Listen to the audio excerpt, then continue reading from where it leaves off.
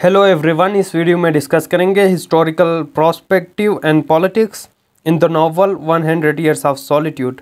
Aldous मैंने इस novel को डिफरेंट प्रोस्पेक्टिव से डिस्कस किया हुआ है कंप्लीट एनालिसिस के साथ, आप वो देख सकते हैं, जिसमें मैंने डिस्कस किया हुआ है magical realism in the novel, post modern features और themes, symbols. Apart from that complete analysis of the novel आप वो देख सकते हैं, बहुत ही फ्रूटफुल होगा आपके लिए। सो हिस्टोरिकल प्रोस्पेक्टिव और पॉलिटिक्स को किस तरह नॉवल के अंदर पोर्ट्रेट किया गया है वो डिस्कस करेंगे आज के इस वीडियो में। So begin with the history of Colombia, जो कि लैटिन अमेरिका में है। अगर आप देखें तो यू मस्ट नो कि it was once a Spanish colony, Spain का रोल था यहाँ पे। So Colombia it was conquered by Spain in 1530s।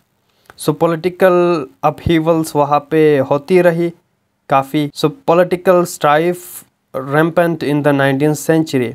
19th century में रिवोल्यूशंस टेक प्लेस होने लगी और पॉलिटिकल अपहीवल कोलंबिया के अंदर शुरू होने लगा। बेसिकली अगर देखा जाए तो वहाँ पे टू पार्टीज़ का जिक्र है नोवेल के अंदर भी, लिबरल्स एंड कंजर्वेटिव्स, दो पॉलिटिकल पार्टीज़ है वहाँ के मेजर।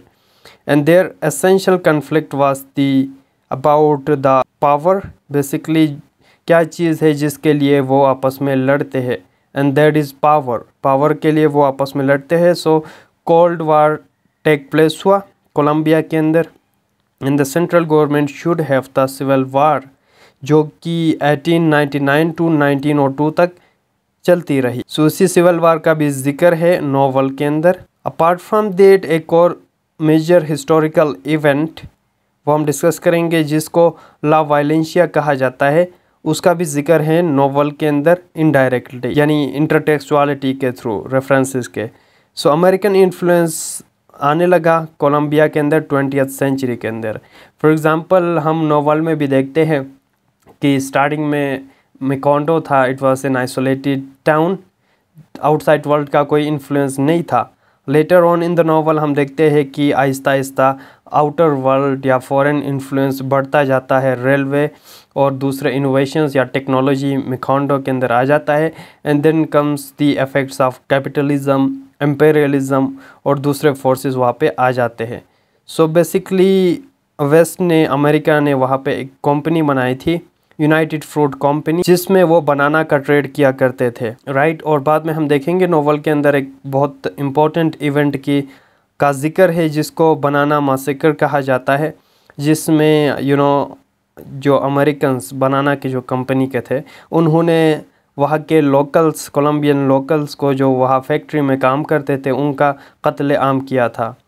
सो 1928 के अंदर 3200,000 वर्कर्स वो स्ट्राइक पे आ गए, और जो मैसेकर किए गए थे वो एग्जैक्ट फिगर का नहीं पता, अराउंड 300 वहाँ पे लोग मारे गए थे जिन्होंने स्ट्राइक किया था अगेंस्ट दिस डिक्टेटरशिप या टायरनी। 1930 टू 1940 10 इयर्स का एक वायलेंस वार वहाँ पे टुक प्लेस हुआ। The violence begin after the liberal major of the Bogota George Eliner जो थे, ही वाज असैसिनेटेड। जब उसको असैसिनेट किया गया तब से वार का आगाज़ हुआ, and the liberal government was overthrown by the conservatives. And Rojas military rule, रोजा का वहाँ पे मिलिट्री रूल या डिक्टेटरशिप था।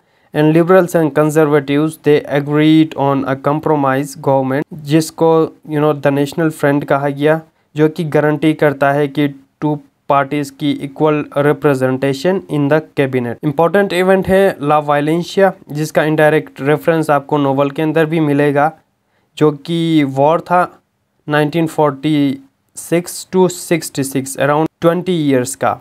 So it was a chaotic, politically chaotic था, अपहीवल था कोलंबिया के अंदर, अ chaotic of 20 years period which is marked by the violence and conflict in Colombia। Basically ये शुरू हुआ था 1946 के इलेक्शन में, गवर्नमेंट इलेक्शन में, जिनमें कंजर्वेटिव्स जीत गए थे और उन्होंने जो था रूल किया हुआ था। 1948 के अंदर असैसिनेट किया गया लिबरल जो दूसरा जो पार्टी है उनके लीडर को, जिनका नाम है George Eliner. And the gunman, a fanatical conservative, was beaten to the death by the angry mob.